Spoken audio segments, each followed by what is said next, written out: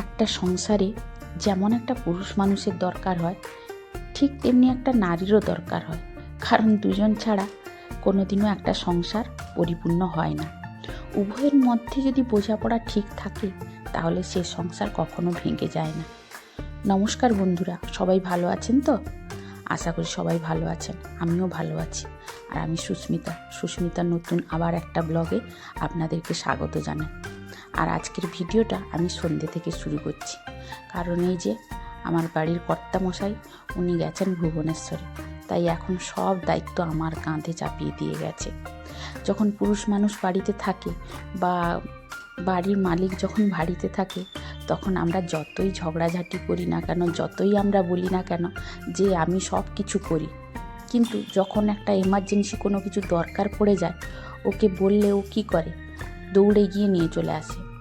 হয়তো আমি রান্না করছি বা অন্য কোনো কাজ করছি, বাড়ির বাইরে বেরোতে পারছি না, তখন ওকে বললে দৌড়ে গিয়ে নিয়ে চলে আসে। কিন্তু যখন বাড়িতে না থাকে তখন যে কত অসুবিধে হয়, সে আমরা যারা নিজে থাকি, একা সংসার চালাই, তখন বুঝতে পারি যে একটা পুরুষ মানুষের কত দরকার, তাই না? তো যাই হোক, ও কিন্তু চলে গেছে, মনটা একটু খারাপও। আর আমারও দায়িত্ব অনেক বেড়ে গেছে, মানে এদিকে ঘর সংসার দেখতে হবে, তারপরে দোকান দেখতে হবে, বাচ্চা দেখতে হবে, তো সব দিকে আমাকেই একাকেই সামাল দিতে হবে। তো যাই হোক, কিছু করার নেই, করতে তো হবে আমাকে। তো তাই সন্ধেবেলায় মেয়েকে টিউশনে ছেড়ে দিয়ে চলে এলাম সোজা বাজারে। আর বাজারে এসেই সোজা ঢুকে পড়েছি মাছের মার্কেটে। কারণ আমরা যারা বাঙালিরা মাছ খেতে ভালোবাসি, আমি অন্তত কী করি, মাছের বাজারে আগে ঢুকি। কারণ মাছ আগে কি নিব সেটা নেওয়ার পরে, তারপরে যে মাছটা নিব সেই মাছ দিয়ে কি তরকারিটা হবে, তারপরে ওই সবজিগুলো নেব। মানে ওই মাছ নেওয়ার পরে মাছ দিয়ে যে সবজি দিয়ে যে তরকারিটা হবে, ওই তরকারিটা করার জন্য সবজি নেব। তো এই হিসেবেই আমি কিন্তু সবসময় বাজার করি, তার সঙ্গেও এক্সট্রা কিছু নিই। তো যাই হোক, আজকে কিন্তু বাজারে তেমন কিছু মাছ পেলাম না, কারণ এই যে আজকে কার্তিক পূর্ণিমা পুজো হয়ে গেছে, কার্তিক পুজো প্রত্যেকের বাড়িতে হয়েছে, তো সেই জন্য বাজার দেখছি অনেকটাই ফাঁকা। আর যে মাছ আছে যেন আকাশ ছোঁয়ার দাম, তো কোনো মাছই খুব একটা পছন্দ হলো না। এত বড় একটা মার্কেট তো আছে ঠিকই, মাছও অনেক আছে, কিন্তু ঠিক মতো মনের মতো না হলে কিনবো কী করে? তো যাই হোক, একটা বড় বাউল মাছ নিয়ে নিয়েছি।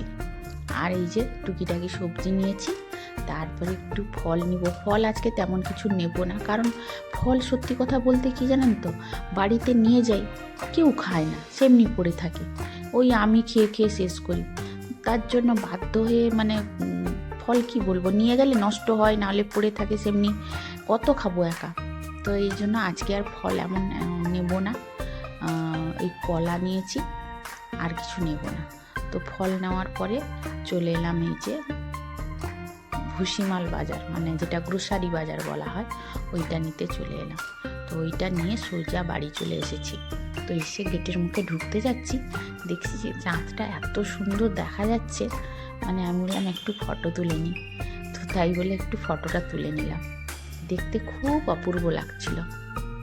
তারপরে বাড়িতে এসে এই যে ড্রেস চেঞ্জ না করেই আমি বললাম আগে কাজগুলো সব শেষ করে ফেলি।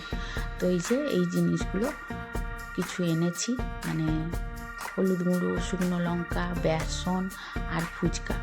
আমি কিন্তু সত্যি কথা বলতে কি বন্ধুরা, বাইরে ফুচকা খেতে খুব একটা ভালোবাসি না, আমি খাই না বলতে গেলে। হয়তো কোথাও বেড়াতে গেলে বা অন্যান্য অনেক জায়গায় আছে যে তারা খুব পরিষ্কার পরিচ্ছন্নভাবে ফুচকা খেতে দেয়, কিন্তু আমাদের ওয়েস্ট বেঙ্গলে যাই বলুন তাই বলুন, বড্ড নোংরা করে দেয়। মানে ওই যে নোংরা হাতে কি করে দেয় আমি খেতে পারি না একদম। এই জন্য আমি যখনই ফুচকা খাই বাড়িতে তৈরি করে খাই। তো এতে কি হয়, আমার মনটাও শান্তি হয়, আমি মানে পেট ভর্তি করেও খেতে পারি। কিন্তু বাজার থেকে যখন কিনে খাই না, খেতেই তো আমি তো খাই না, একবার দুবার খেয়েছি, সে মানে কি শরীরের অবস্থা হয়েছিল সে বলে বোঝানো যাবে না। তো ততদিন থেকে আমি কিন্তু খাই না, আমি যখন খাই বাড়িতে তৈরি করে খাই। আর এই যে দেখুন সবজি এইগুলো, আর এইগুলো হচ্ছে ছোটো পেঁয়াজ। এই পেঁয়াজটা কিন্তু এখন শীতের দিনে খেতে খুব ভালো লাগে, পান্তার সঙ্গে বলুন বা মুড়ির সঙ্গে বলুন, সব জিনিসের সঙ্গে একটু খেতে ভালোবাসে, মানে ভালো লাগে, তাই এই পেঁয়াজটা একটু অল্প এনেছি। তো এইগুলোকে বন্ধুরা গুছিয়ে সব আমি কি করি, পলির মধ্যে, আমার তো কৌটো এমন নেই, পলির মধ্যে ঢুকিয়ে গুছিয়ে সব রেখে দিই। তো এইগুলো আগে রেখে দিলাম, তারপরে চলে এলাম মাছটা ধুয়ে নিতে। আমি এখন মাছ তো আর আজকে হবে না, মাছটা কালকে হবে, তাই জন্য ভালো করে ধুয়ে ওই নুন মাখিয়ে কৌটোর মধ্যে ঢুকিয়ে ফ্রিজে রেখে দিব। দিলে কী হবে, কালকে তাড়াতাড়ি রান্নাটা করতে পারবো।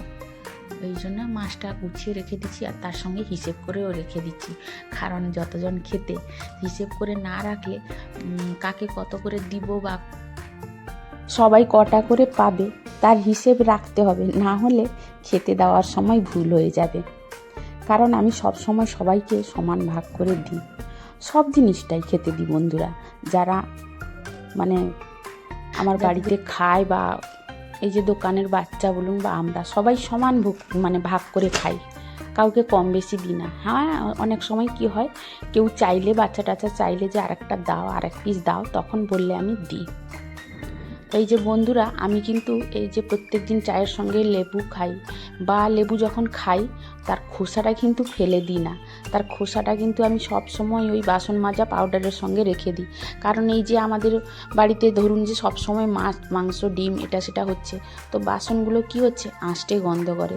তো তাই জন্য লেবুর খোসা দিয়ে সব সময় বাসন মাজলে আঁশটে গন্ধও চলে যায়, হাত থেকে দুর্গন্ধও চলে যায়, আর বাসনও কিন্তু চকচকে হয়ে যায়, পরিষ্কার ভালো হয়, আর বাসনগুলো দেখতেও ভালো লাগে।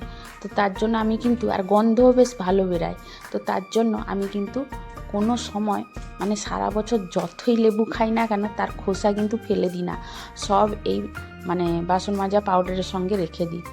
দিয়ে তার সঙ্গে সে পচে গেলেও কিন্তু গন্ধ করলেও বাসন মাজলে বাসনটা গন্ধ হয় না, আঁশটে গন্ধ করে না অনেক সময় বাসন মাছ টাছ খাওয়ার পরে।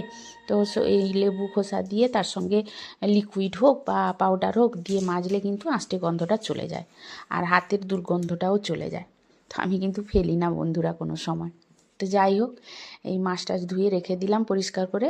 এবার এই যে বাজার থেকে কয়েকটা মশলা এনেছিলাম, ওই মশলাগুলোও গুছিয়ে টুকটুক করে সব ফ্রিজে রেখে দিব কোনটা, আর যেটা বাইরে রাখার কথা সেটা রেখে দিব, এরকম করে পুরোটাই গুছিয়ে রেখে দিব। তো যাই হোক বন্ধুরা, এতক্ষণ যারা আমার ভিডিওটা দেখছেন সবাইকে অসংখ্য ধন্যবাদ। যারা পাশে আছেন আমার সব সময়, তাদেরকেও অসংখ্য ধন্যবাদ। আর যদি কোনো নতুন বন্ধু আমার পাশে থাকো বা এসে থাকো, আমার ভিডিওটা দেখো, তো তাদেরকে একটা অনুরোধ রইল পাশে থাকার জন্য, আর কিছু না।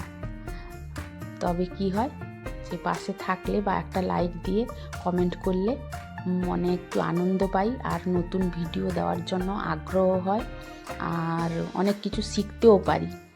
তো এইটা, আর কিছু বলার নেই। আজকের ভিডিওতে ভয়েস দেওয়ার আগে পর্যন্ত কালকের ভিডিওতে যারা যারা কমেন্ট করেছেন তাদের নামটা একবার বলে দিচ্ছি। ডিপ পেন টক্স থেকে সাথী, টুম্পা লাইফস্টাইল, তানিয়া খান এবং মারিয়াম কুকিং ফ্রেন্ডস, প্রত্যেককে অসংখ্য ধন্যবাদ এইভাবে পাশে থাকার জন্য। তো আর এই যে বন্ধুরা, এই বলতে বলতে আমার কিন্তু কাজগুলো সব শেষ হয়ে গেল, আর যেখানে যা রাখার কথা সব ঢুকিয়ে দিলাম। কারণ এখন যদি গুছিয়ে না রাখি তাহলে কালকে আমার আবার চাপটা বেড়ে যাবে, কারণ কালকে সকাল থেকে উঠেই সংসারের চাপ, দোকানের চাপ, বাচ্চাদের চাপ, সব কাজ একসঙ্গে আমাকে করতে হবে, তো চাপটা বেড়েই যাবে। তাই জন্য ভাবলাম কাজ আর ফেলে রাখবো না, কারণ কাজ ফেলে রাখা মানেই আমার চাপটা বেশি হয়ে যাবে। তো সেই জন্য আজকে আর দেরি না করে এসেই এই যে ড্রেসটা বললাম চেঞ্জ করিনি, আগেই এসে কাজে লেগে পড়েছি, কারণ আমার কাজ আমাকেই শেষ করতে হবে। তো এই জন্য প্রত্যেকটা কাজ গুছিয়ে নিলাম। এদিকে বাসনও মেজে রেখে দিয়েছিলাম, বাসন থেকে জলও গড়িয়ে গেছে, দেখলাম শুকিয়ে গেছে, তো বাসনগুলোও গুছিয়ে রেখে দিব। আর রান্না খাওয়া দাওয়া এত কিছু নেই, কারণ ওই যে সন্ধেবেলায় লুচি ছোলার ডাল করেছিলাম ওইটা আছে, মা আমি এতে খেয়ে নিব, তো ওতেই হয়ে যাবে।